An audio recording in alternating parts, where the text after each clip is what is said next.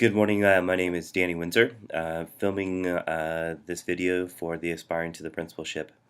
The prompt is around what is my principal leadership style?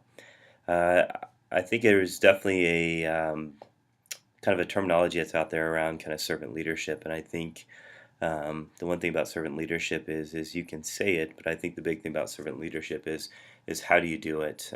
When you start talking about its 11 characteristics, I think there are a couple of things that immediately come to mind when you start thinking about becoming a principal in a building. I think one, you have to have the idea of how do you take care of your teachers within your building, how do you take care of your students, how do you create a safe environment, and how do you create an environment where people feel valued and feel like they belong. I really do feel like I've had a very fortunate opportunity to be a principal, an assistant principal here at Legend High School, and very fortunate to open up the building to really start talking about the importance of developing a culture where students really do feel like they belong. I also feel like it's very important to build and develop a culture that really does have a true north focus.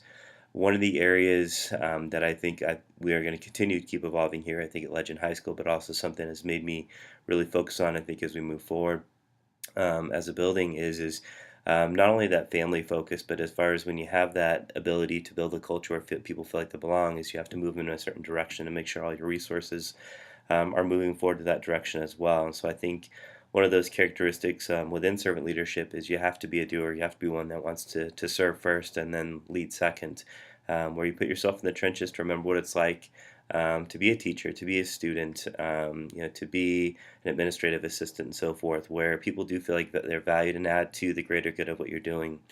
One of the best ways to be great leaders, you have to listen.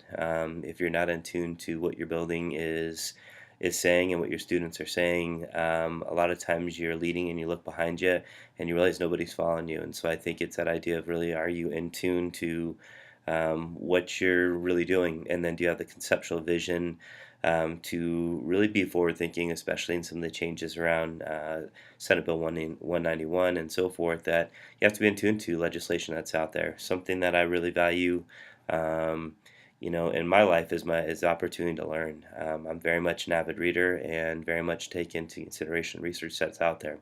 Been very fortunate to be a national staff developer within Avid, where I've had a chance to practice the best instructional practices that are out there, but also train leaders to become better leaders within their building, to be train teachers to be better leaders within their building. And so I've been very fortunate to take on multiple roles within a high school, anywhere from master scheduling to testing to a BRT, building resource teacher, and lead staff development within our building, oversee Avid. I've had been very fortunate to every leadership role within the administrative leadership team, with the exception of being an athletic director.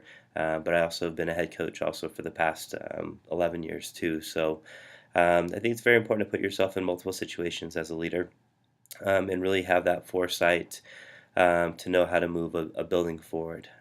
One of the biggest thing I think a principal could make a mistake in is realize that they are the ones solely responsible for their success. To be a successful leader, you need to be able to use your administrative leadership team, to be able to know how to use your teacher leaders as well to move initiatives forward in one's building. And so it's something that I'm very eager to move forward. I'm very eager to really answer this calling I feel like I have to become a principal, and then also have the opportunity to have the awareness to know that I believe this is the right time in my life to move forward, and have the great opportunities. I've been very, very fortunate to work with some phenomenal leaders, one of those being my principal here at Legend High School in Corey Wise.